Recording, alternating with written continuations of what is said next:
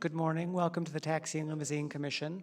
The first order of business, we've got a matter for executive session.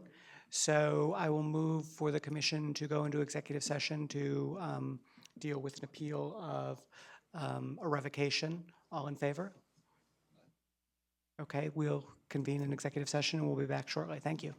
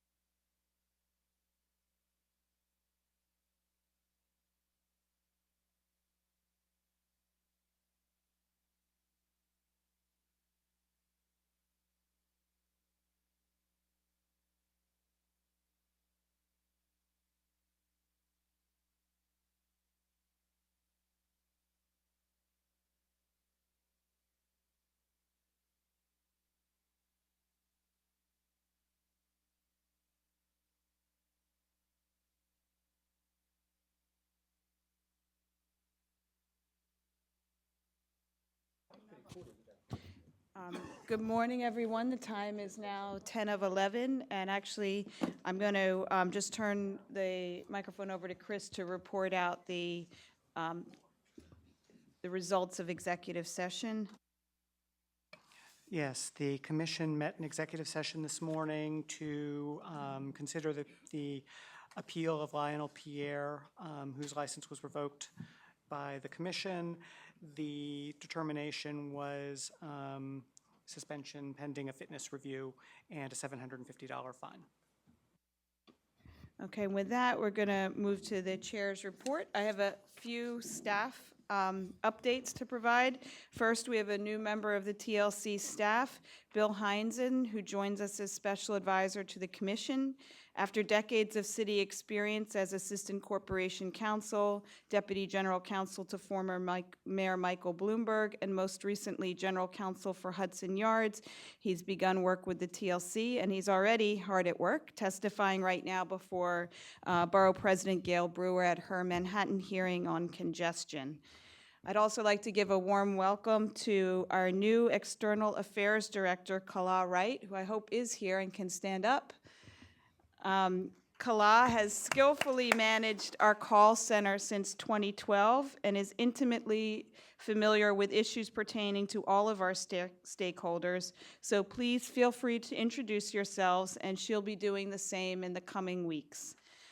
For our frequent flyers at licensing, I want to announce that Deputy Commissioner Gary Weiss has a new right hand, Stacy Lorenzo, who's been promoted to the position of Chief of Staff and will be another great asset for all of our licensees. And I don't know if Stacy's here today, is she? No, she's not. So she's still at licensing, at the counter probably. And she'll be another asset for all of our licensees as a contact point. She's previously served as the Director of Counter Operations and has been with the TLC since 2007. And finally, I'd like to announce a new role for a longtime TLC employee, Cindy Davidson, who's now Executive Director of Policy Initiatives and will be spearheading the rollout of our new FHV education initiatives, as well as our push to integrate more safety and accessibility requirements into all of our driver training. A few recent events. On September 10th, we held our Driver Safety Awards and had the honor of celebrating almost 300 drivers in many garages and bases for their laudable safety and accessibility records. These are the true drivers of accessibility and safe streets in New York.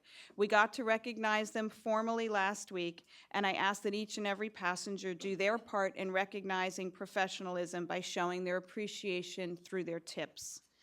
Also earlier this week was the announcement of a $20 million federal grant to the New York City Department of Transportation to pilot connected vehicle technology. TLC joined DOT in the announcement by U.S. Secretary of Transportation Anthony Fox. Phase 1 of the project is developing equipment, and the TLC will be on the ground floor.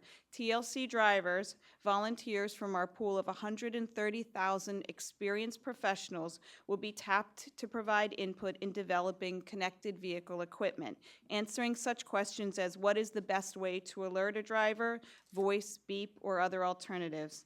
Phase 2 is implementation. On a voluntary basis and with no cost, equipment developed through driver input will be put into TLC vehicles that frequent Manhattan to test how the proactive safety alerts work in practice. We look forward to being part of this development, of developing this technology, which the United States Department of Transportation has made clear will become mandatory in the very near future. Also, just a few process updates. We issued an industry notice a few weeks back that allows applicants who apply online to be taxi drivers to take their test in between the time that they apply online and their first appointment. So hopefully this cuts down on the processing time for taxi drivers. If there's any questions about that, Stacy Lorenzo or Gary Weiss are available to help walk you through that process. But essentially, you finish your Part A application, you can take taxi school, your English proficiency, and then come in for your appointment to complete Part B, which should very much make that process more efficient. We have another, I think I've mentioned this before, but the date is looming. November 12th, we'll be moving to the Felci building, so our entire licensing process will move over to new headquarters, which will probably be much more desirable in appearance than our current headquarters, and the elevators may actually work. So these are all, this is progress. And one clarification that I wanted to make on the accessibility requirements in the yellow taxi world, the lottery was for independents, so 50% of the independent medallion owners were picked through lottery for conversion. But that didn't mean that the corporate medallions were relieved of a conversion mandate. 50% of the corporate medallions must be converted. They're done on a mini fleet basis, so 1 out of every 2. There's no need for lottery in that situation because we can track every corporate medallion mini fleet and ensure that 1/2 of them is made accessible. So I just wanted to make sure that was clear. So first on the agenda, we have a vote on our fare and lease cap hearings, amendments to them, which we had a hearing in July. We've made some amendments based on that hearing. Chris will go through those changes, and then we'll move to a full commission vote. So yes, these rules were originally published in the City Record on June 8th, 2015, with a comment deadline of July 16th, 2015. A public hearing was held on these rules on July 16th, 2015. 6 written comments were received, all of which have been provided to the commissioners. Following publication, based on comments and feedback, the staff has recommended the following changes to the proposed rule. We removed the language repealing the optional gas surcharge. So the optional gas surcharge will remain in the rule. And we added language describing the timing and how the timing of non-cash payments must occur, as well as clarifying that non-cash payments must be provided at no cost to the driver, meaning that the driver must have a reasonable way to access cash without a fee. And clarified several aspects of the hybrid taxi cab lease. As local law requires, the final rule for commission action was posted on the TLC's website on September 14th and sent to all the commissioners on that date. Do the commissioners have any questions, comments? Are we ready to vote? All in favor? Okay, those pass unanimously. We're going to go a little bit out of order, and our next, actually, This is actually, so maybe. oh, so we're not going to go out of order. We're going to have now a hearing on a rule that was published 30 days ago, expanding our retaliation rules that were previous, or today apply just for yellow taxi drivers, to expand them to all FHV drivers to provide protection against retaliation, impose a fine upon the retaliating entity, and an avenue for restitution for the affected drivers. Okay, we have a few speakers on this today. The first speaker is Bill Lindauer from NYTWA. Oh, yeah, let's go ahead, yeah. Thank you, Mr. Lindauer.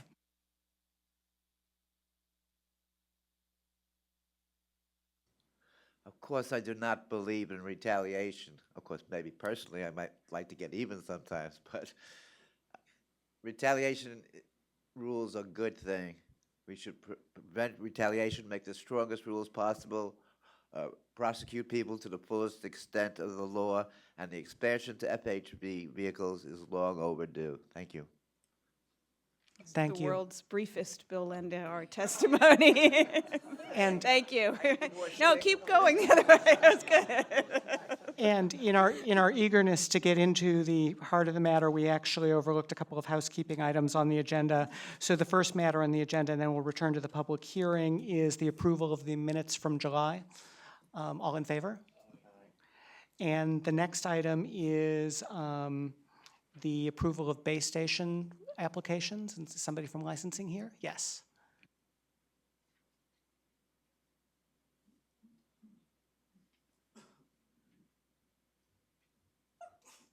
Good morning.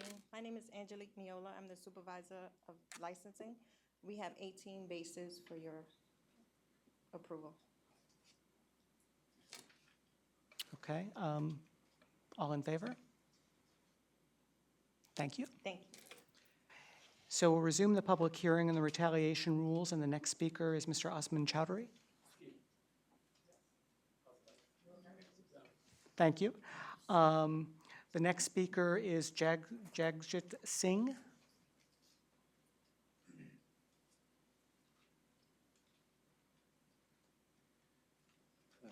Good morning to everybody. Thank you for letting me speak. I'm here on behalf of individual wheelchair medallions owners, and we believe individual wheelchair medallions owners are entitled to the same funds from the wheelchair improvement funds as other people. I am requesting that to be added into the proposed rule. Individual wheelchair owners are the ones who are really doing the wheelchair pickups and making the whole system work. Garage wheelchair medallions are mostly parked, and those drivers... Mr. Singh, I think you're actually testifying on the other set of rules. I can put your name on the list for that other set of rules. I'm sorry. Oh, that's fine, thank you. Thank you very much. So I've added you to the other list. I'll call you again. Sorry. The next speaker is Devender Singh. You're also with that? Okay. I'll put you on. I'll change you as well. Thank you. And the last speaker I have is Ashish Patel? No? Okay. Okay. These rules were published in the City Record on August 14th, 2015, with a comment deadline of September 13th. No written comments were received. As local law requires, the final rule for commission action, which is unchanged from the proposed rule, was posted on the TLC's website on September 14th, 2015, and sent to the commissioners on that date. Although we hadn't put this on the agenda for a vote, if the commissioners are ready to vote, I think we can. Are people ready to vote? Yeah. Okay. All in favor? Okay.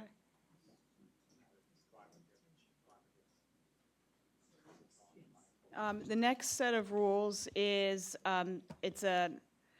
started last April with our rule in creating a 30-cent taxi cab improvement fund, and it's the next phase of our ongoing commitment to create the most accessible for-hire fleet in America. It dictates the distribution among drivers and vehicle owners of the money collected through the 30-cent surcharge. In a nutshell, 50 cents per trip, and an increased debt, 50 cents per trip is added to the payout for every driver of an accessible taxi cab, and there's an increase in the deadhead for accessible dispatch trips. $14,000 at hack-up for accessible vehicle owners, and $4,000 per year for the next 4 years for added maintenance costs. And it's in recognition that taxis are fixed price, which makes absorbing the additional expenses a challenge.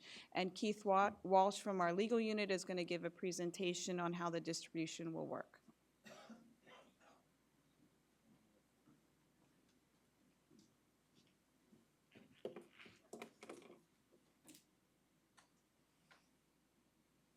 Good morning, everyone.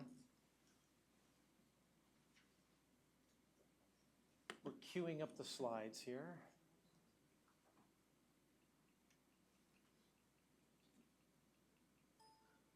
My name is Keith Walsh. I'm one of the Assistant General Counsels here at TLC. This presentation is going to have two short parts. I know this is actually the highlight of today's commission hearing, so I'll try not to take too long so we can have some time for questions. First, we'll describe how the proposed rules, which includes the tax improvement fund distributions, will take effect. And then my colleague, Nicole Payne from our TLC's accounting and special projects group will describe the actual process that's involved in distributing the funds. So these rules, as the commissioner just mentioned, they represent the first part of our TIF distributions, although they're the third section of our TIF rules. The rules started last April. We had two portions. This is now the third part. Later this year, we'll also begin drafting some street hail livery improvement fund distribution rules. So just so you know, these deal only with yellows and the distribution on that side. As also mentioned, the chair took a lot of my presentation material. There's a couple of reasons why we need to do this. One is the fixed rates model for the taxi cabs. There isn't much ability for the owners to manage these costs. And also because the conversions are scheduled to begin in January next year. So there's a push to get these rules done. There are a number of challenges to overcome in drafting these rules. One, how to make the distribution of payments to medallion owners in the DOV environment. That's the driver-owned vehicle environment. We'll deal with those a little bit later, but it's dealing with two different issues there. One is the medallion-only lease environment, and the second one is the all-in lease, where not only the medallion is involved, but the medallion owner is involved in a conditional purchase agreement. We'll talk about that a little later. Second obstacle we had to overcome was how to rapidly and regularly provide drivers with payments from the taxi improvement fund. We didn't want this to be a once-a-year payment or a twice-a-year payment. Our goal is to do this very rapidly and do it on a regular basis. We'll talk about that through the rules here as well. Third part was how to provide the payments to medallion owners, how to get those $14,000 payments to the medallion owners, as well as the ongoing maintenance payments. I think we've accomplished all three in this rule package. All right, so as you're aware, our Disabled Accessibility Plan, or the DAP, was issued last year in 2014. It outlines our path to a goal of 50% wheelchair accessibility by 2020. Included in this are, one, the 50% wheelchair accessibility requirement for medallions, both mini fleets, and I think the chair also mentioned this. The mini fleets have a 50% requirement so that there's no need to determine which one of their vehicles becomes accessible. It's up to them. And that begins next year in 2016 with any vehicles that begin to retire in 2016 on the mini fleet side. Also on the independent medallions, those are single medallions.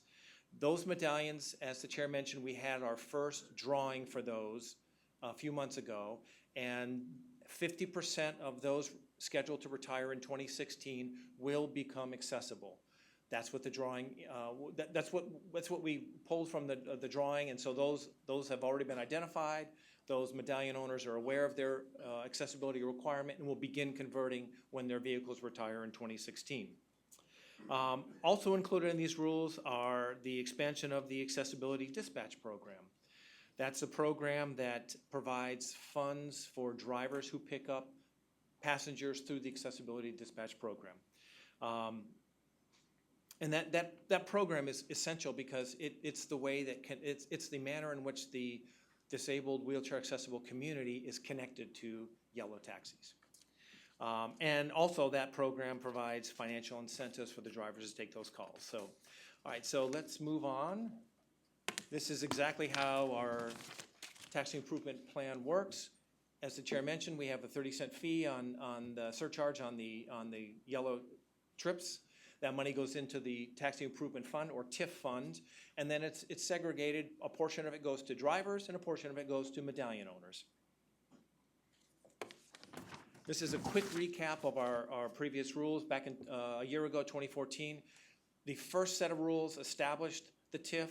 It created the passenger collection mechanism, how we collect it with the surcharge from the passengers, and also put together the conversion accessibility program for both mini fleets and independents.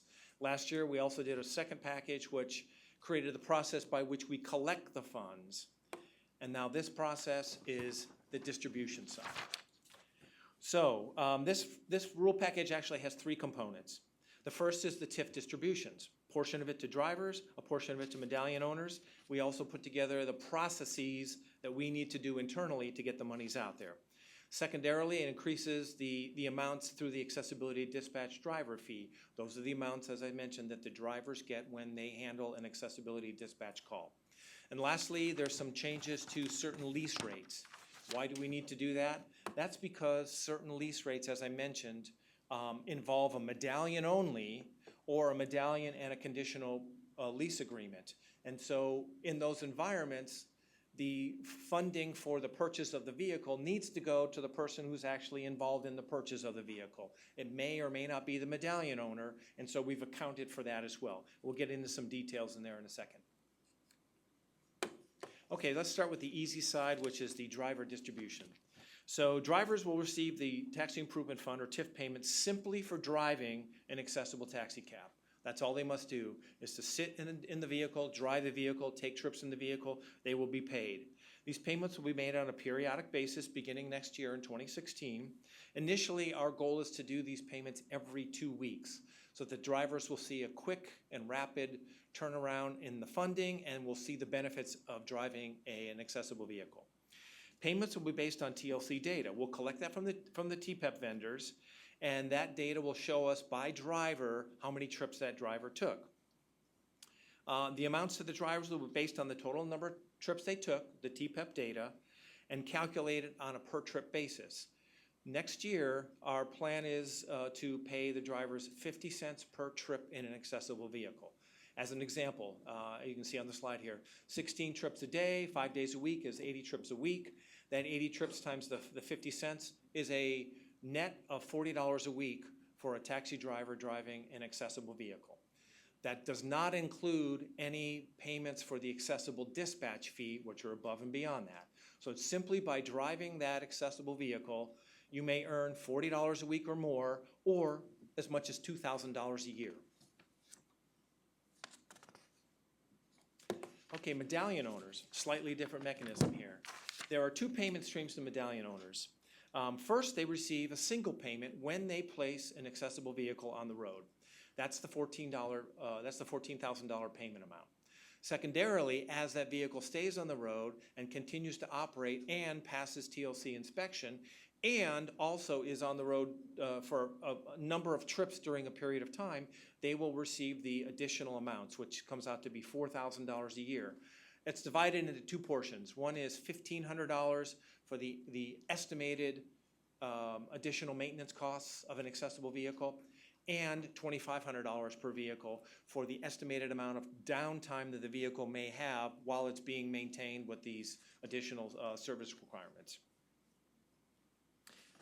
Okay, the third portion of this is the accessible dispatch, I should say, the second portion is the accessible dispatch fees. As I mentioned, these are the fees that drivers will receive when they take an accessible dispatch call and service an accessible dispatch customer. So, in the past, the amounts you can see on the in the middle column in that slide, ranging from $6 to $15. TLC took a look at the rates for a 0.5 mile taxi trip and determined that a 0.5 mile taxi trip generally runs about $5. If you include a $5 fee just for that portion of the distance portion of the trip, plus the timing amount of that, in reality, that 0.5 mile trip should result in closer to a $10 fee. So that's why the baseline now is $10. It's gone from 6 to 10.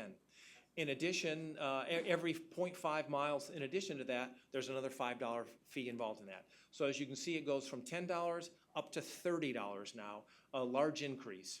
In addition, the passenger no fee fee of $5 stays the same. That's in a situation where a passenger is not there when the driver shows up. So a great opportunity for persons driving the wheelchair accessible vehicle to earn some additional funds besides just the TIF funds. Okay, the last piece of this rule package talks about the changes to the lease rates. As I mentioned earlier, the difficulty here is that we are trying to get the medallion owner funds into the hands of the person that's bearing the cost of putting the vehicle on the road. Generally, it's a medallion owner. However, in a couple of situations, the medallion owner may or may not be involved in actually paying for that vehicle. So in those cases, primarily the maintenance payment will go to the person that bears the cost of the maintenance, and that's very likely going to be the driver of that vehicle, whether they are either leasing just the medallion only and bringing their own vehicle to the table, or if they're leasing the medallion and purchasing a vehicle through the medallion owner. In either case, they deserve that maintenance payment of $4,000 a year.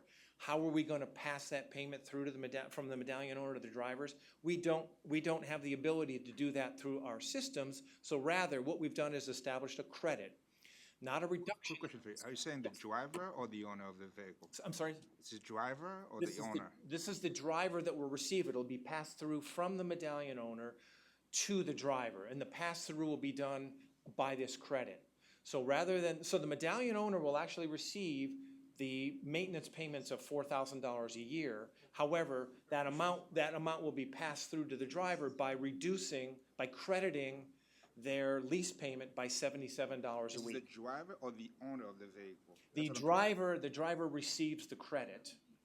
The driver could be the owner. Oh, yes, yes.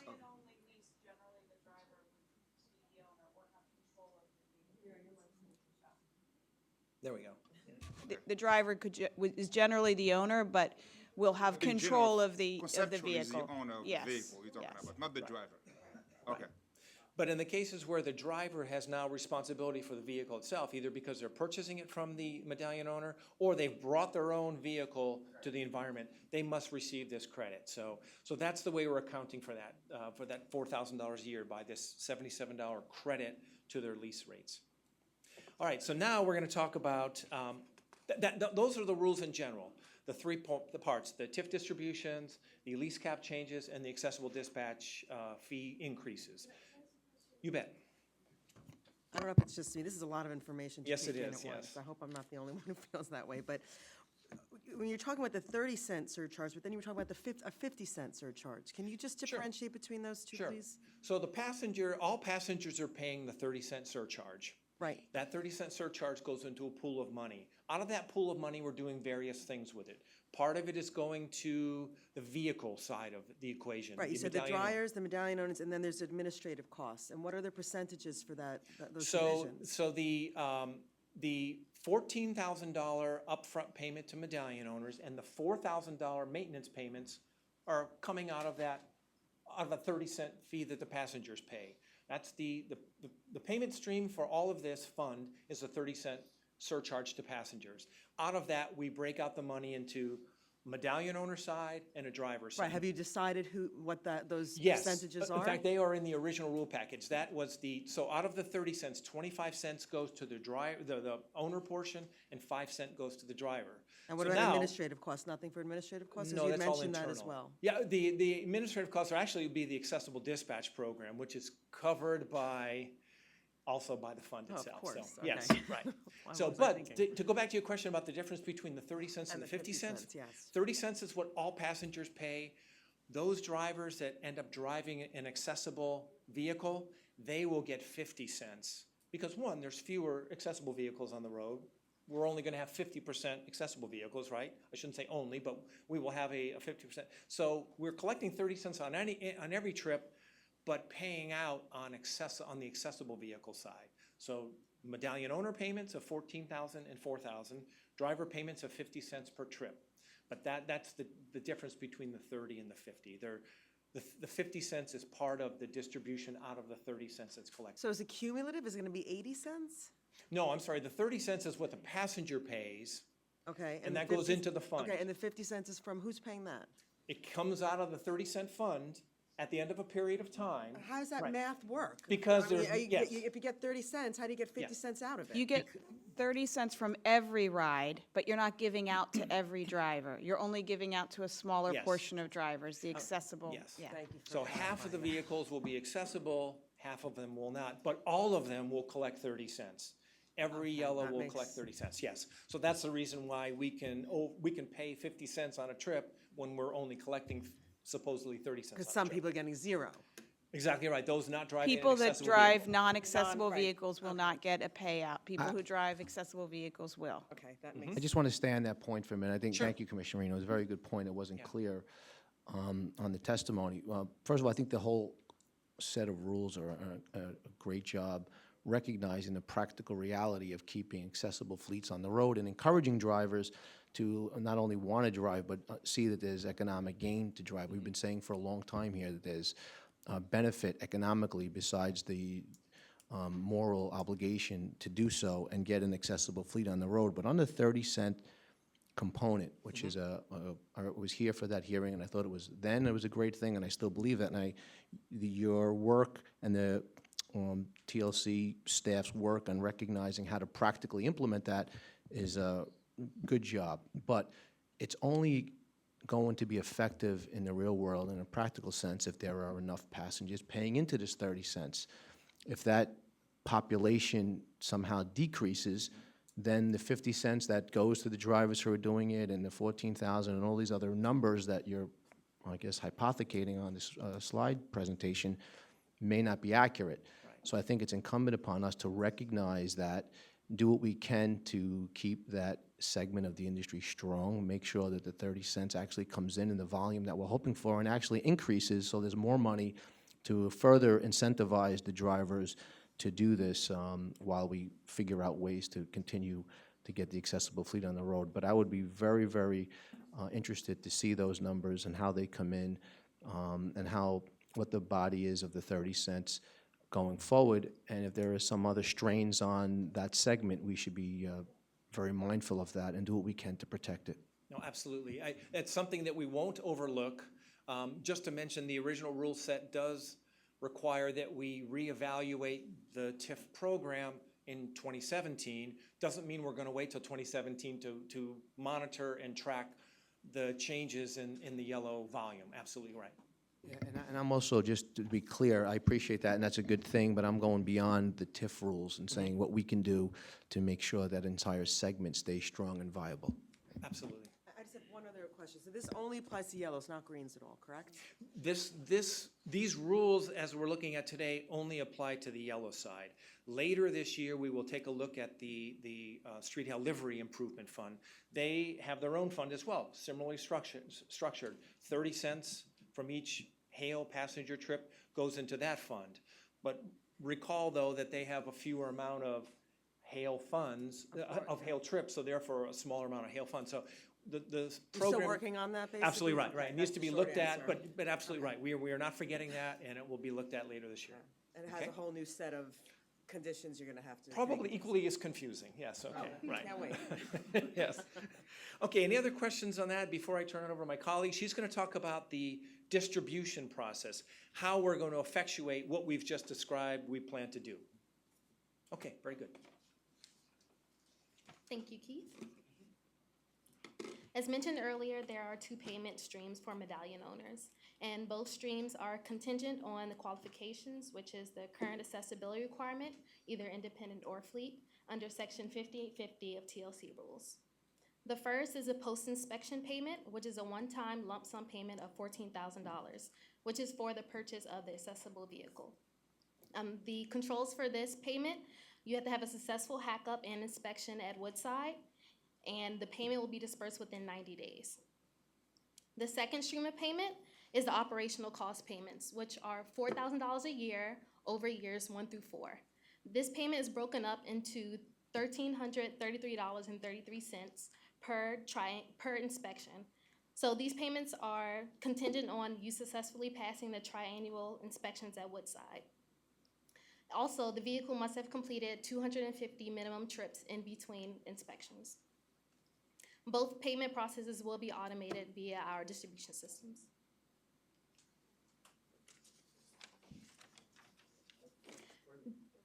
Drivers are the key to reaching our accessibility goal. Incentives are available to get more waves on the road. Keith gave the example earlier, well, he was going to give the example earlier, that a driver driving 5 days per week can make $160 a week or additional $2,000 per year just by driving a wave vehicle. Even a driver that only works about 3 days a week, which is about 15 trips a day in a wave vehicle, will make about $2,250 additional dollars a week or about $90 a month. We currently have a population of drivers that already do wave vehicles without this payment stream. 20% of drivers complete about 60% of wave vehicle trips currently. These top 20% of performers can earn as much as $2,500 a year on top of already metered fare and tip for work they're already doing just by driving a wave vehicle, doing things they're already doing. Plus, drivers have the ability to earn additional accessible dispatch fee for trips accepted from the accessible dispatch system that Keith mentioned earlier. Lastly, owner drivers have the opportunity to receive the owner vehicle payments, which is $4,000 a year, $4,000 lump sum payment, and then $4,000 a year broken up into the $1,300 increments. Driver payments, which for year one will be 50 cents per trip, and the accessible dispatch fees, which we mentioned range between $10 and $30 depending on the distance driven to passenger pickup. Each wave vehicle added to the New York City taxi fleet provides additional opportunities for our wheelchair passengers. Here's how medallion owners participate. They complete a program agreement, which includes a program acknowledgement, a participation and payment form, which includes direct deposit information, and tax identification information because these funds are taxable. And they have to purchase a vehicle, pass inspection, and place it on the road. For drivers, they also complete a program agreement, which is a little different. It includes a acknowledgement of participation and payment form plus tax identification information. And they simply drive an accessible vehicle and they can receive these funds. We'll use TPEP data to track trips in accessible vehicles as a control for paying per trip for drivers. And we're also partnering with Bank of America to provide personal debit cards to drivers, which their trip funds will be loaded onto.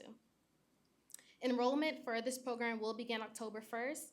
Participation agreement forms will be available online at LIC and S&E facilities. Our outreach plan goal is to create driver awareness and incentivize drivers to lease waves. Our actions include a targeted mailing to top wave drivers. As I mentioned, 20% of drivers, they do the bulk of wave trips currently. So we'll target those drivers. We're going to do industry notices to everyone. We're also outreaching with captive audiences of driver populations at Long Island City and Woodside and possibly airports to get the word out there. We also have a TIF website, and we'll be conducting a post-hearing Q&A today if you need more details and information. Thank you very much, and now we'll turn to our public hearing. And we do have a number of speakers. We'll begin with a representative from the Mayor's Office for People with Disabilities. Yes, the first speaker is Eno Garaman from Commissioner Carlisi's office. Good morning, Chair Zorshi and members of the Commission. Commissioner Carlisi apologizes for not being able to be here because of the other meetings. My name is Inat German, and I'm the Transportation Coordinator for the Mayor's Office for People with Disabilities, MOPD. And with me today is Wally Sabri, the Housing Coordinator for MOPD. The de Blasio administration and MOPD share TLC's goal for increasing the accessibility of the taxi cab fleet to individuals with mobility, visual, and hearing disabilities. We have supported wheelchair accessibility in the city's taxi fleet, including the commitment to reach 50% being wheelchair accessible by 2020. And by these rules, the rollout of that commitment, as well as the installation of induction loops and video screens in vehicles. Support for the purchase of accessible vehicles is a key step. We must also ensure that as more accessible vehicles become available, they are utilized by taxi owners and taxi cab drivers in order to provide meaningful and timely service to individuals with disabilities throughout New York City. Obtaining accessible vehicles and not deploying them on the street is not the city's intent. Thus, MOPD supports the proposed rules because they provide significant financial incentives to taxi owners who place wheelchair accessible vehicles into service. And equally important, they also provide incentives to drivers who operate wheelchair accessible taxis, including a fee per ride and increased fees for providing a ride to someone who is using the city's accessible dispatch program. In conclusion, we are eager to continue working with the TLC and the stakeholders to ensure that the wheelchair accessible vehicles are available to individuals with disabilities. Thank you. Thank you. And the next speaker is Janice Lins.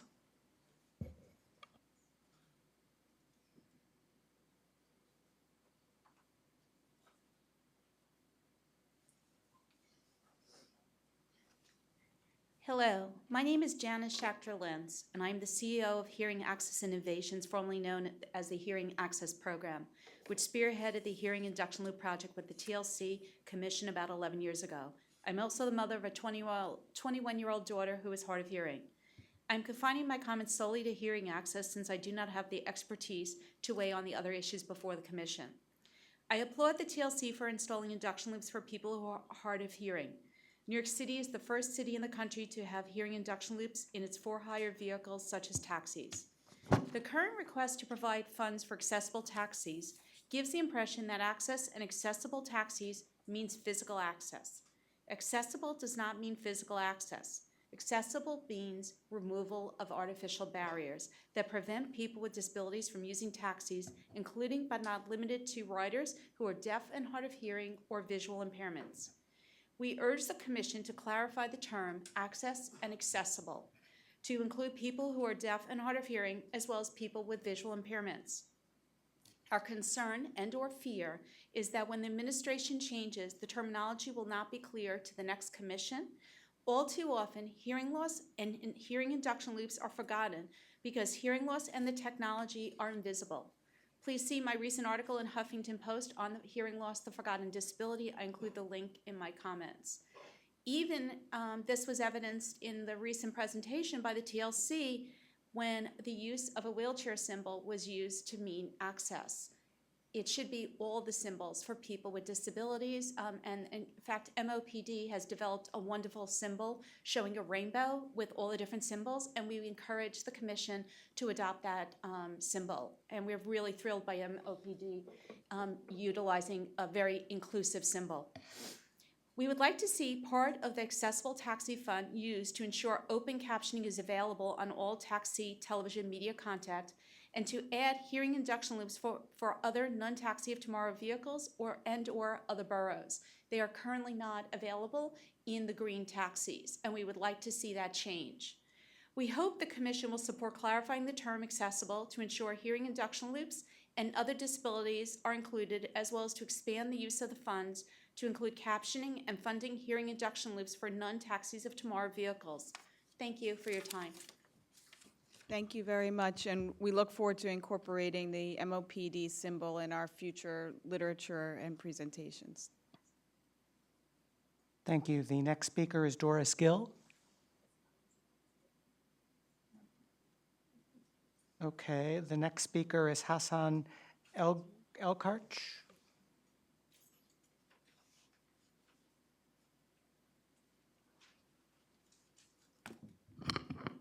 Good morning, everybody. My name is Hassan El-Karsh. I bought my wheelchair medallion at the last auction for $865,000. I am the owner and the driver. Just the car cost me $52,000. It's Toyota Brown Ability. The monthly payment for the car is $927. The medallion $4,400. The insurance $335 a month. Plus the tax stamp $1,000 a year, the medallion owner, the medallion renewal, plus repairs. So the total comes up to like almost $7,000 a month. I drive by myself. I'm sorry, are you a vehicle owner as well? I am the owner. The owner and Yes, I am. As the owner and the driver? And the driver. As the owner, you're entitled to $14,000.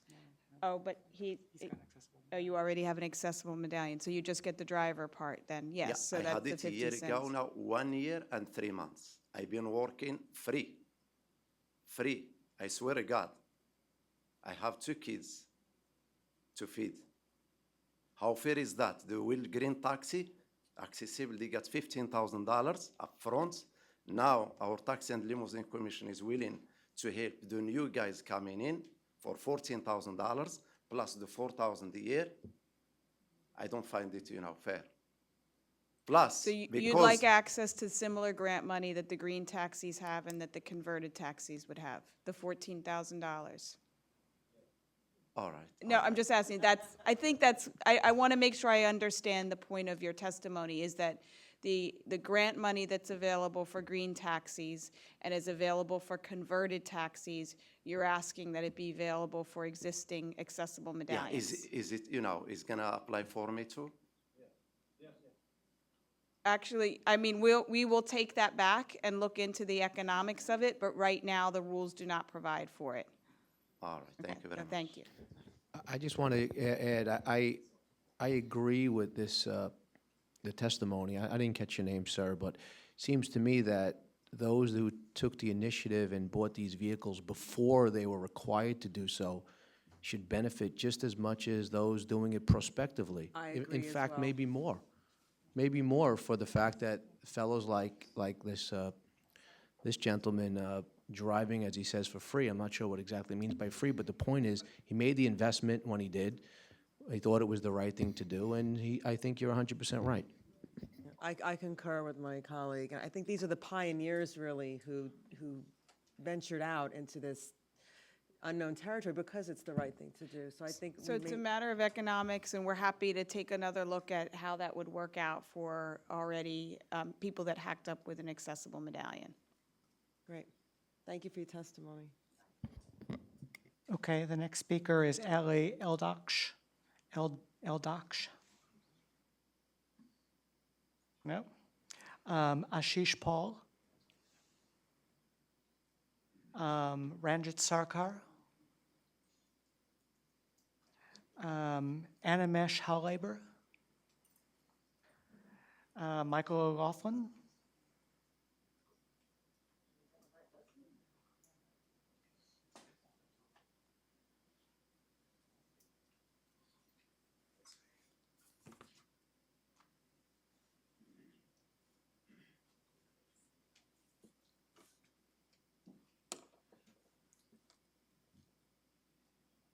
Hi, I'm Michael O'Loughlin. I speak today for Cab Riders United. We're a one-year-old initiative to provide a public voice for the passengers who who pay for taxis and for-hire service in New York City, including every single dollar that goes into the Taxi Improvement Fund is coming out of the purse, the pocket, the wallet of a passenger that is paying it. We strongly support accessibility, full accessibility for New Yorkers throughout our transportation system. Therefore, we largely support the proposed rules as a step toward that goal, with a few caveats and notes that we ask you to pay attention to, and with also the observation that this may in fact be, as I think Commissioner Carone alluded to, a way stop along the way to a holistic, big picture vision of a new structure for the taxi and for-hire industry in New York. We'll see what comes out of the study that's underway right now. A few key points. Riders support accessibility, but they are unwilling to pay more for less. Safety and quality must be assured for all passengers. We recently surveyed the 10,000 or so people that are on our online support list. 91.4% of them support making taxis accessible and taxis and for-hire vehicles more accessible for passengers with disabilities.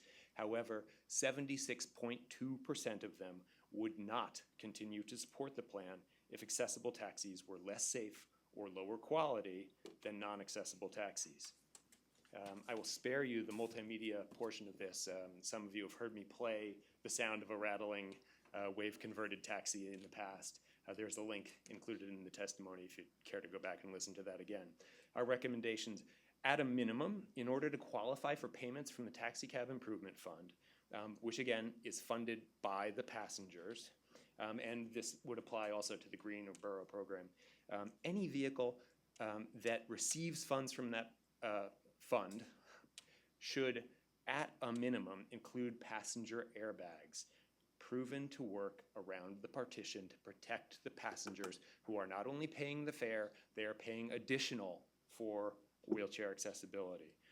Any vehicle that's upfitted or converted for wheelchair accessibility should meet the OEM standards for safety and durability. We urge you to tightly regulate the quality of wave conversions to avoid that bucket of bolts effect that I had previously alluded to, and also to strongly consider the exterior design of taxis supported through this fund to make sure that they minimize the danger to pedestrians and bicyclists with whom we share the streets. Second big point, accessibility, as Ms. Schachter-Wentz alluded to, accessibility is more than wheelchair accessibility.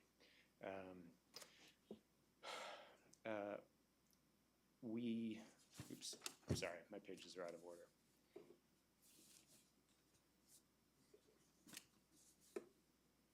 There are hundreds of thousands of New Yorkers with mobility impairments. There are also hundreds of thousands of New Yorkers who are deaf and hard of hearing, blind or visually impaired. Making New York City's vehicles, for-hire vehicles, more accessible for passengers in wheelchairs is important and laudable and good, and we support it, but it is not adequate. We have to make sure that these vehicles serve the needs of New Yorkers with multiple disabilities. 85% of the riders responding to our survey supported requiring the vehicles to be accessible for the deaf and hard of hearing and the visually impaired. Our recommendations, at a minimum, all of the vehicles subsidized by the program should be required, at a minimum, to include the accessibility features that are standard in the standard taxi, the NV200 Taxi of Tomorrow. A hearing loop, high visibility seat belts, and high visibility seats to help the visually impaired. That is not too much to ask as an accommodation in what is an accessible taxi. And we should do much more across the board.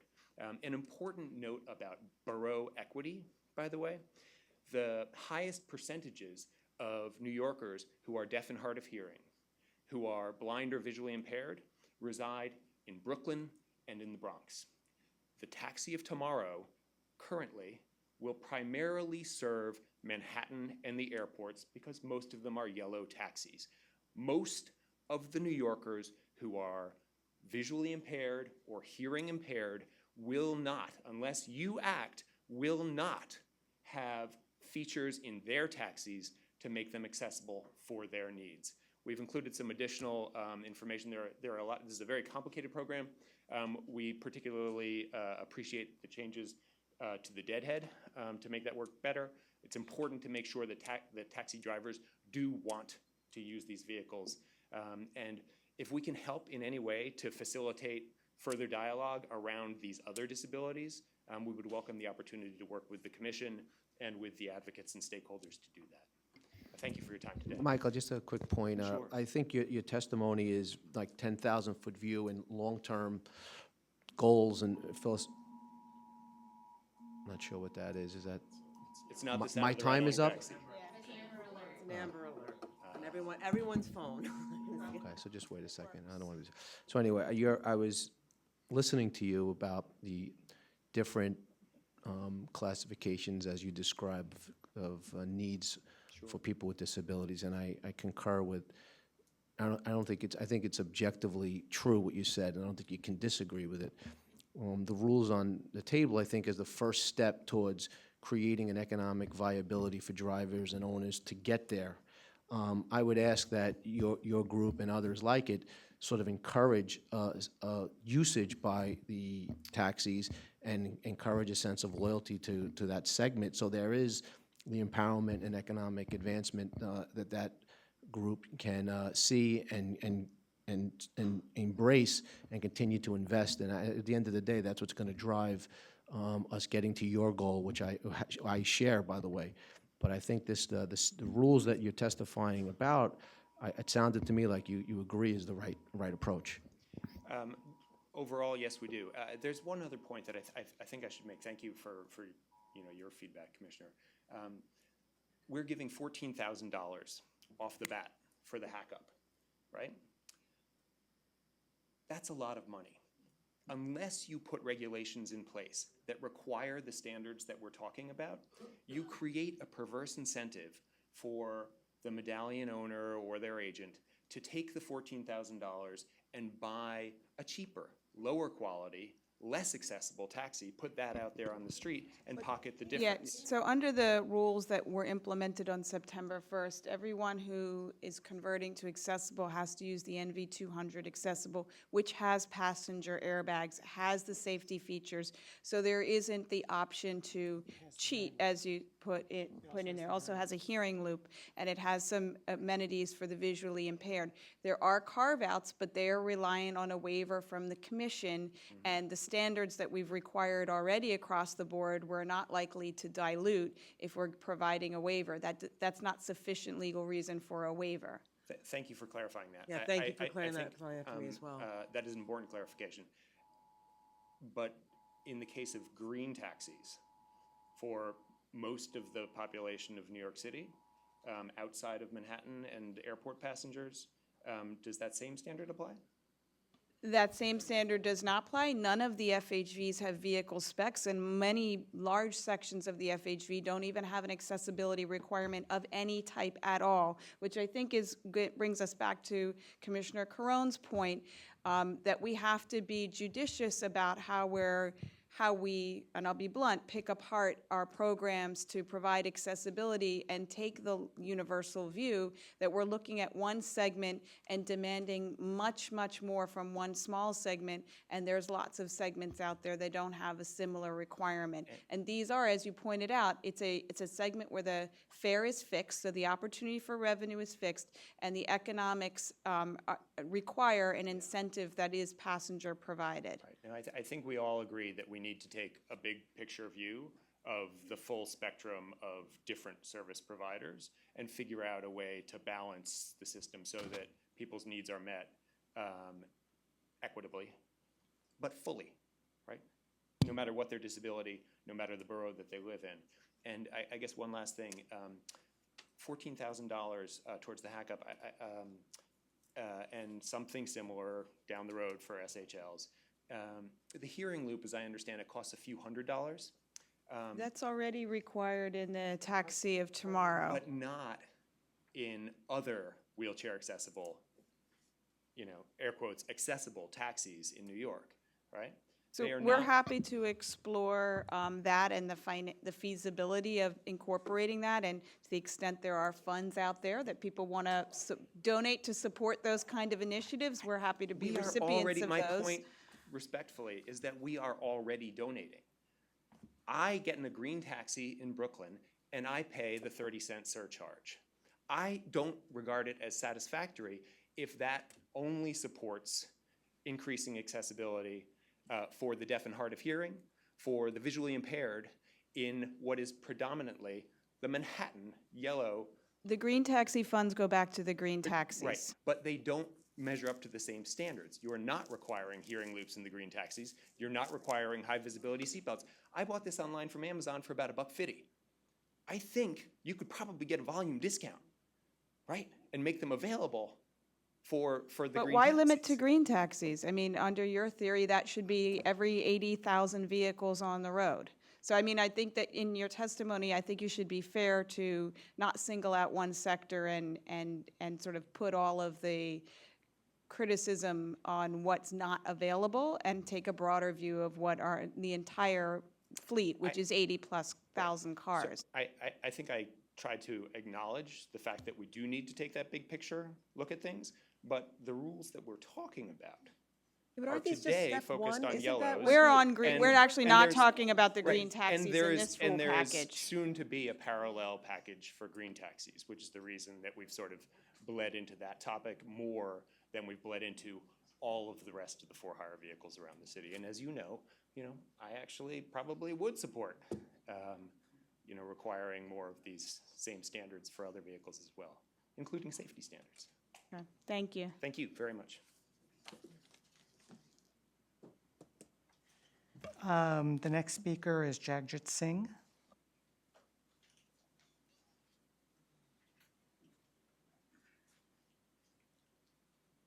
Hello again, good morning. My name is Jagjit Singh, and I've been driving taxi for 20 years. So I'm here to request that for the improvement funds to be added to the individual medallions owners, because individual wheelchairs owners are the ones who are really doing the wheelchair pickups and making the wheelchair system work. Garage wheelchair medallions are mostly parked, and those drivers refuse the job and don't respond. The regular medallion owners who need to convert to wheelchair don't care about the system. Matter of fact, they are going to the court for why they are getting changed to wheelchair accessible. While individual medallion owners, wheelchair medallion owners, are working for 8 years to provide wheelchair vans and make sure the system that TLC created, it works. It is coming to the point where wheelchair medallions owners are not going to able to afford to stay in business because they can't find the second driver, any amount of lease, because all drivers want to drive hybrid cars without wheelchair lifts and are all going to Uber because they don't have the wheelchair service. Only wheelchair medallions owners are working, and vans are sitting at least half of the day or more not serving the public. Increased expense with the heavy lift, it increased, we have to spend more money on repairs, engine, transmission barely lasts 1 year, which cost us $4,000. I'm sorry to interrupt you. Are you a wheelchair medallion owner today? yes, Okay, yes. so is your testimony, the point the same as the Other. medallion owner that previously, that you're asking that the $14,000 in the maintenance money be applied as well to Yes. current accessible medallion? Okay, Yes. thanks. These expenses are so much that we're not even able to afford the repair. We have been driving with the rattling lift since 2007. Garages don't have parts to fix it because they were modified out the other states like Michigan and Indiana. These are also one of the reasons drivers don't like to drive our vans, because they are not modified locally. Now they are getting modified by the Brown Ability. But since I've been driving since the Dodge Grand Caravan, which is the worst van I ever had, and most of the drivers had to get rid of their vans 3 years earlier before the expiration date. Wheelchair owners who just bought from the most recent TLC auction, where TLC set up the price, are obviously having the hardest time because TLC sold them the medallion for highest price, more than what the regular medallion ever paid. Their expenses are higher because of the high price mortgage they're making, as Ms. Hussain just said. Because of that, and most of them want to go bankrupt because the price of the medallion is not even half than what they're paying now for their mortgage. If those guys go out of business, how would that look for the city and wheelchair system? If individual wheelchair medallions are not there, there will be almost no wheelchair medallions serving the public. Because of all this, we individual wheelchair medallions owners should be entitled to the wheelchair improvement surcharge fund. And I have some suggestion also to make the service better. I don't know if I should say. Yes. When we get the job, drivers should be provided with the phone number from the Metro North Company in Connecticut, because sometimes we end up in a closed street or double parked vehicle, we can't go in front of the pickup location. So we should have direct contact with the customer so we can serve them better. Because dispatchers don't pick up the phone easily. This, as Mr. Michael said, this service should be provided to outer boroughs. As he told, we are getting the 30 cents from them also. And as you said that there's no funds for them. That administrative funds can be avoided through the e-hail apps. Why can't the wheelchair jobs be dispatched through the new apps, Arrow and Ways to Ride, so that the medallion owners don't have to pay administrative funds every year to TLC? And that's all I have to say. Thank you. Thank you very much. Thank you very much. Thank you. The next speaker is Carl Belgender.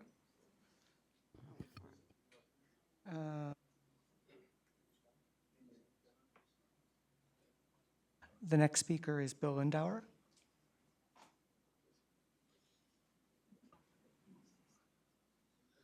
Another chapter in the wit and wisdom of Bill Lindauer. Okay. I support those individual medallion owners that have a very valid case. Their expenses are so much, and these days you cannot get a second driver. No one wants to drive there. Those rattle traps, unfortunately. I don't know exactly what the experience with the NV200 is, but hopefully it'll be better than the Dodge Caravan and some of those others of that ilk. But what I want to say, many years ago, a passenger got into my cab and he said, "Take me to the Biltmore Hotel." And I said, "The Biltmore Hotel, they tore it down." And he said, "Okay, then take me to the Vanderbilt Hotel." I said, "They converted that to apartments years ago." And I said, "Am I in the Twilight Zone?" And I asked today, am I in the Twilight Zone? You speak of 50 cents? A pathetic amount?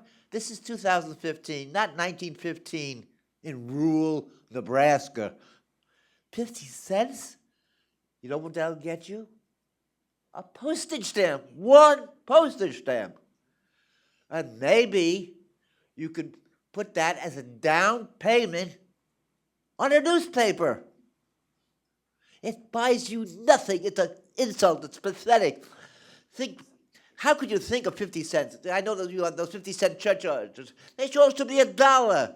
They've been 50 cents for 20 years. Hey, anybody know about inflation? 50 cents is ridiculous. You've got to rectify that situation. It's an insult to your intelligence, an insult to the public's intelligence, and to my intelligence. 50 cents. Pathetic. Thank you. Thank you. The next speaker is Osman Chowdhury.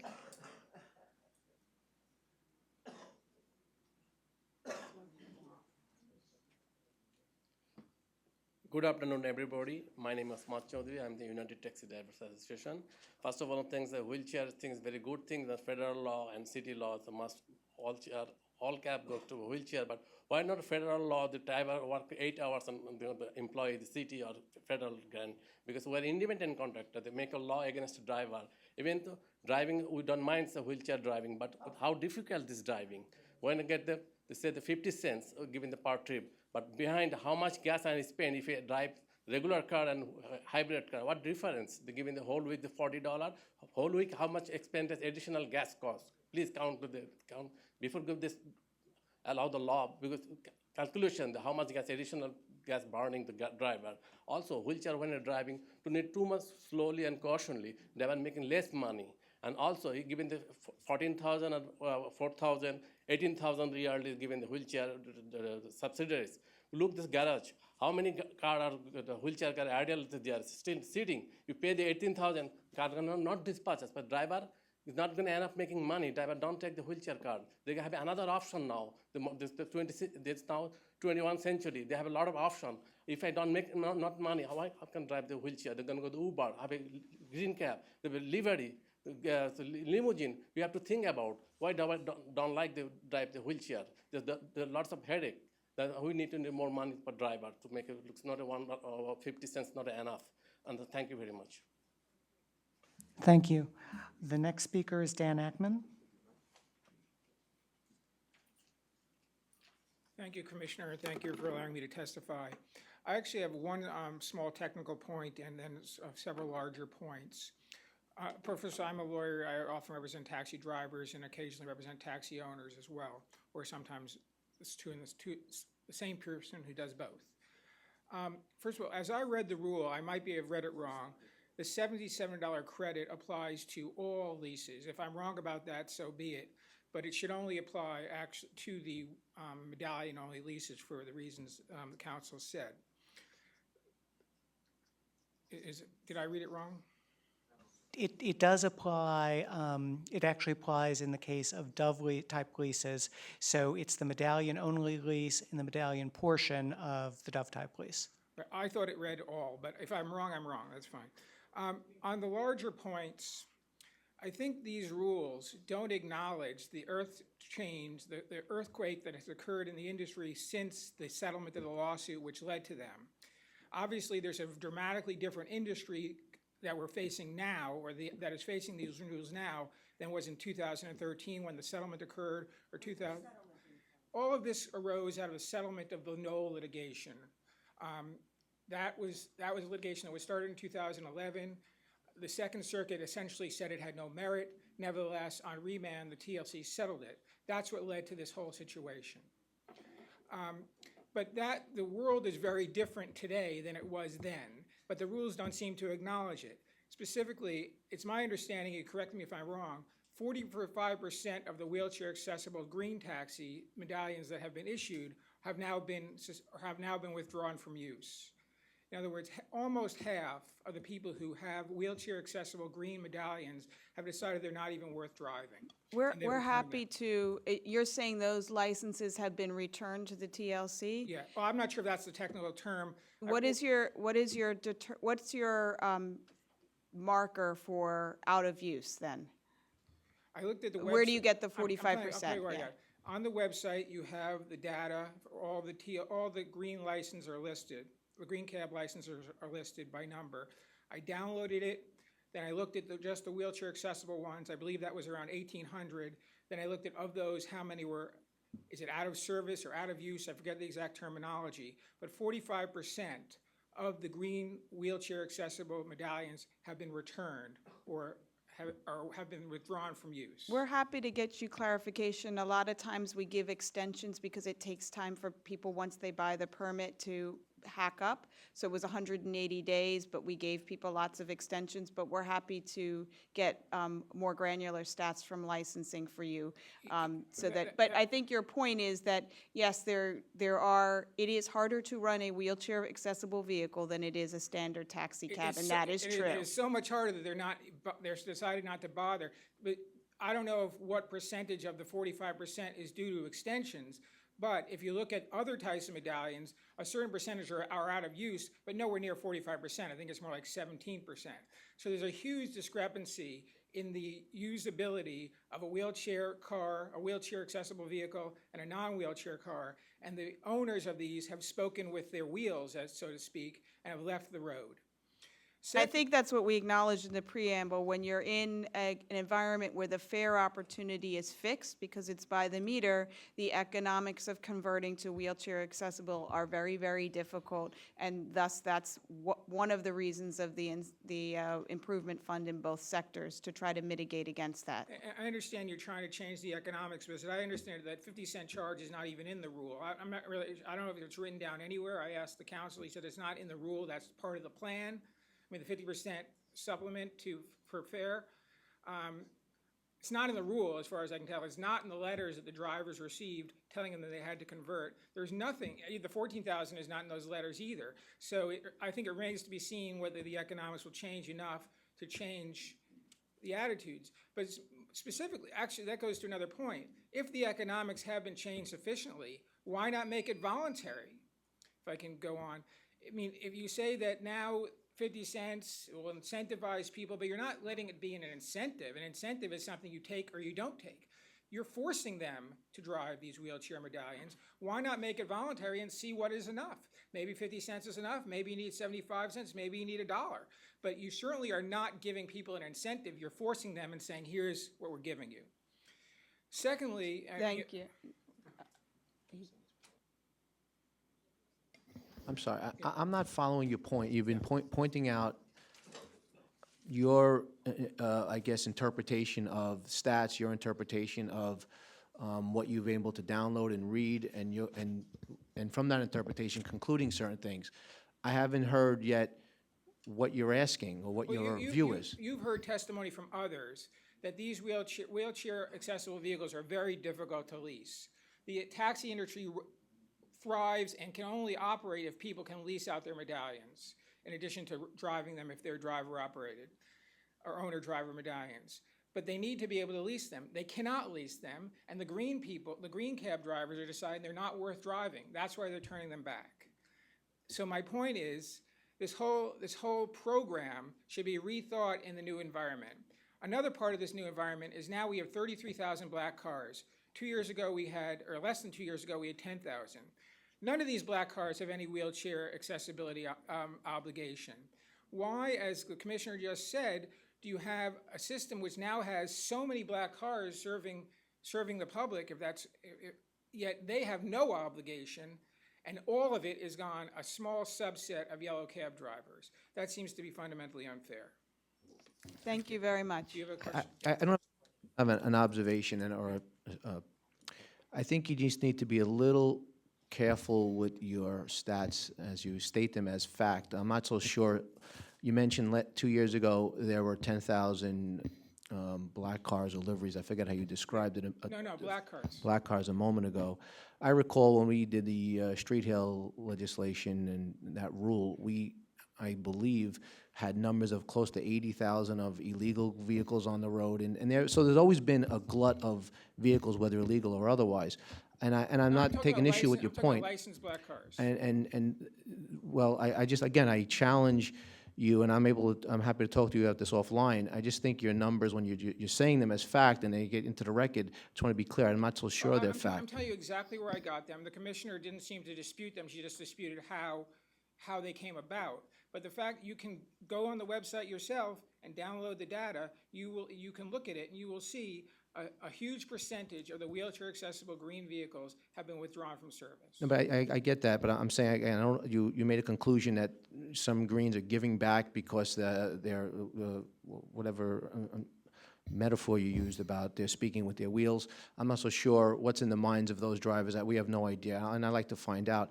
But I think this rule recognizes the changing landscape, and I said several times during this hearing that the 30 cents is only as good as the riders who are paying it. So in order to encourage that, we need to be mindful of that and do whatever we can, including this rule and perhaps future rulemaking that will continue to encourage that as best as we can. Otherwise, it's really more philosophy than practical result. Right, but I would urge you to stop, take a breath, look at the current landscape before you make anyone convert their car. Thank you.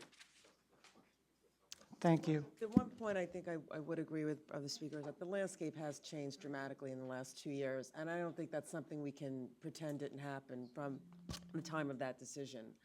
I mean, there have been substantial changes in our industry. I agree with you as well, but the landscape's always going to be fluid, and we have to start somewhere.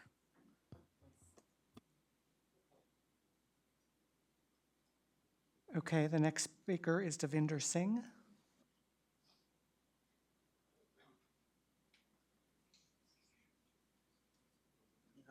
Hello, ladies and gentlemen. My name is Davinder Singh.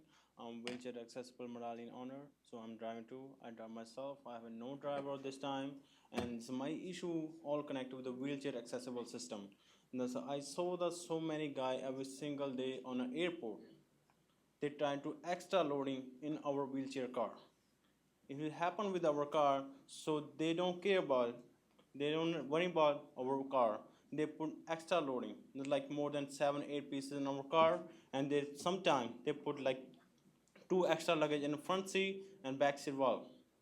So I spoke with the supervisor on JFK. So what's gonna really happen? Who gonna stop this? So if I refuse this, you're gonna give us a summon. So what's the really mean and what's the really solution of this matter? They told me just go in regular lane, don't make it like over smarting with someone else. So my concern is like main issue. It's like don't be like we need a really expression like what's our really mean of why we put extra loading in our car. The like TLC like whatever on work on an airport. I have some like 2 times I spoke with the dispatcher. I'm not doing this because there's extra loading in our car. So guys say, get on lane, go back in lot, and go back in a regular lane. I say, I was waiting last 2 hours on a same JFK lot. So why I'm go back in a regular lane? Say, no, you have to go back in a regular lane. They always throwing us, go back in a regular lane. There's no rule for them, so all rule for driver. If we miss it, they give us a summon right away. Go back, go out on lane, and second issue. This is a different issue with the JFK airport. And second issue is like our cost. The same cost we have, like who person drive wheelchair car, and now they're converting in a wheelchair car. So there will be a same repair coming out with his car and our car. The same issue too. And so also, that's like my main concern at JFK airport. I'm really worried about when I will go to terminal. They all me pull out, fund out everyone, just put extra loading. That's the main issue. I have some video like recently happened last Tuesday. I have some video with me. So I showed you what the really supervisor does with the driver. So if you want to share with you, so I'm love to share with you. I know Commissioner Corona has something to say, but Cindy Davidson, who's in the back, who handles a lot of our airport issues, if you could share that video with her, that would be very helpful. Okay, so also our like wheelchair. Oh, actually, Alan Fromberg will take it for you. Okay. Okay, All right. thank you. Thank you. Well, I guess my question was, I'm just trying to make sure I understand your, I guess your dilemma. Are you saying that you're on the line at JFK with the rest of the medallion, the yellows, and when you gets to your spot in line, because of the accessible nature of your vehicle, you're told to go to the back of the line because it's harder or more difficult to load or unload? Is that what you said? No, that's loading. Like I'm used to going to JFK. I stop in taxi lot and stay there like sometime 1 hour, sometime 2 hours, not less than that. Sometimes like no cab there. And they call us, we need a wheelchair. So we provide them wheelchair. So they put more than 8 to 9 piece heavy luggage in our back car. So they don't actually have a wheelchair passenger, they're calling you they because don't- they know that your car is larger capacity? Yeah, there's Okay. extra capacity. All right, that's put in a- definitely something we can address with the airport staff. Please, that's Okay. definitely, because I'm already afraid to go to like any terminal, they call us, go to front, and put extra stuff in your car. And front seat as well too, and especially in the city too, like all the time we ask, if we refuse them, so That's they probably go not out. the purpose of our wheelchair access Yeah, and initiative. also that's Thank also you. the issue too, because that's also get on this lane, go back in a regular lane. I say, Okay. well, I can do nothing about that. So please think about that, only this matter. Okay, thank you very guys. much. Thank you. And the last speaker is Lester Marks.